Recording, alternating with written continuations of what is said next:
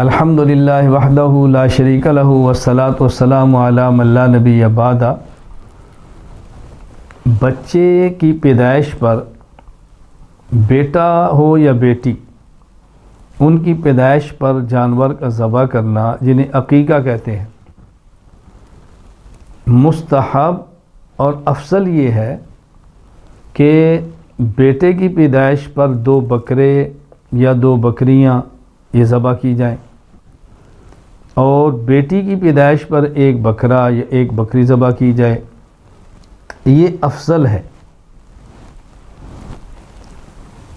المستدرک علی الصحیحین میں حدیث موجود ہے، حضرت عبد الرحمن بن ابو بکر ان کے گھر والوں نے نظر مانی اگر بچہ پیدا ہوا تو اس کے عقیقہ کے لیے ایک بڑا جانور ذبح کریں گے۔ نظرت امرأۃ من آل عبد الرحمن بن ابی بکر ان ولدت امرأۃ عبد الرحمن نحرنا جزورا۔ حضرت ام المومنین امی عائشہ رضی اللہ تعالیٰ عنہ کو پتہ چلا تو آپ نے فرمایا لا بل سنت افضل، آپ بچے کے عقیقے میں بڑا جانور اونٹ یا گائے ذبح نہ کریں، بلکہ سنت افضل ہے، اور وہ کیا ہے؟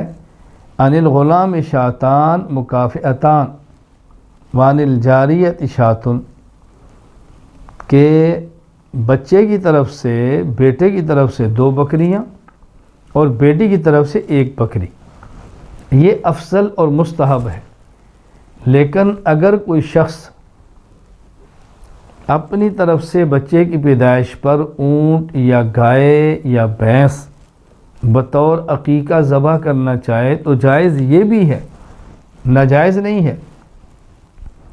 حضرت انس بن مالک رضی اللہ تعالیٰ عنہ فرماتے ہیں رسول اکرم صلی اللہ علیہ وسلم نے فرمایا من ولد له غلام فلیعق عنہ من الابل او البقر او الغنم، جس شخص کے ہاں بچے کی پیدائش ہو تو اس کو اس بچے کی طرف سے اونٹ یا گائے یا بکری ذبح کرنی چاہیے۔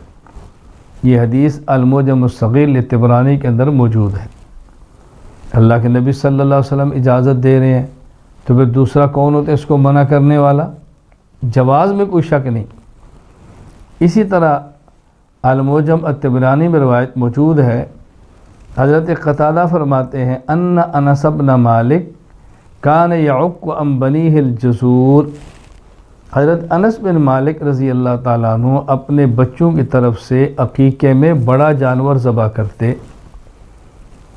تو حضور اکرم صلی اللہ علیہ وسلم کا ارشاد جب بچہ پیدا ہو تو اونٹ یا گائے یا بکری کو ذبح کر لو۔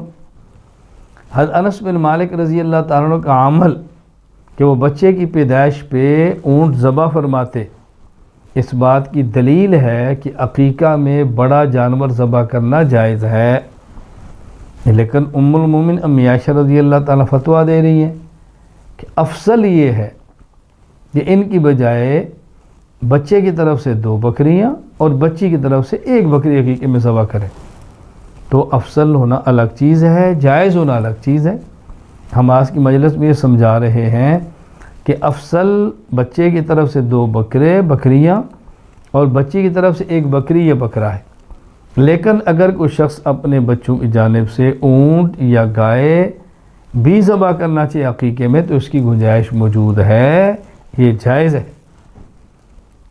تو حدود شریعت کو سمجھنا چاہیے، خیال کرنا چاہیے، اپنی رائے سے حدود شریعت کو تبدیل نہیں کرنا چاہیے۔ وآخر دعوانا ان الحمد للہ رب العالمین۔